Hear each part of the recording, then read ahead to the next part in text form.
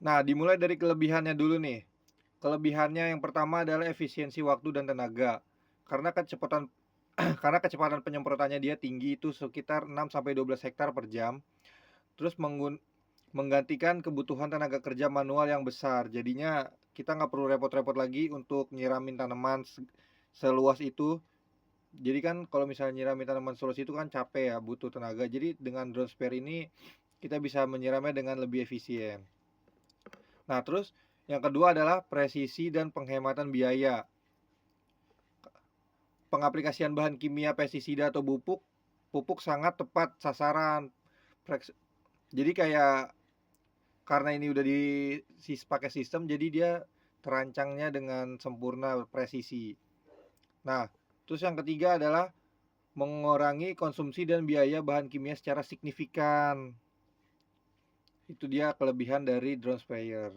Dampak kekurangan drone adalah kekurangan utama, tantangan bisnis dan teknis, biaya investasi tinggi, harga unit drone dan perawatannya mahal, eh, menjadi hambatan bagi petani kecil, keterbatasan baterai, waktu terbang singkat, memerlukan banyak baterai cadangan atau pengisian ulang yang sering sensitif cuaca, akurasi penyemprotan menurun drastis saat terjadi angin kencang. Kita menjelaskan solusi cara mengakali kekurangan dari drone sprayer. Yang pertama, mengatasi biaya. Petani menggunakan jasa sewa drone atau drone as a service daripada membeli. Yang kedua, mengatasi baterai. Mengelola dan menyediakan baterai cadangan yang memadai di lapangan.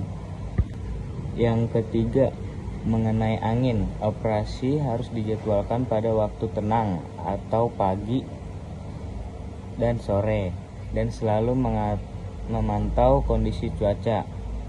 Mengatasi teknis, menerapkan program pelatihan operator dan perawatan rutin pada drone, pembersih nozi dan motor. Nah, untuk dampaknya di sini terbagi dua, jadinya ada dampak positif dan dampak negatif. Nah, untuk dampak positifnya itu adalah pengurangan polusi kimia. Drone mengaplikasikan pestisida dan pupuk cair hanya pada titik-titik yang teridentifikasi membutuhkan. Hasilnya adalah penurunan drastis volume bahan kimia yang dilepaskan ke lingkungan, meminimalkan limpasan dan pencemaran air dan tanah. Lalu ada konservasi sumber daya, mendukung pengolahan air lebih baik dengan kemampuan pemetaan kelembapan dan stres air.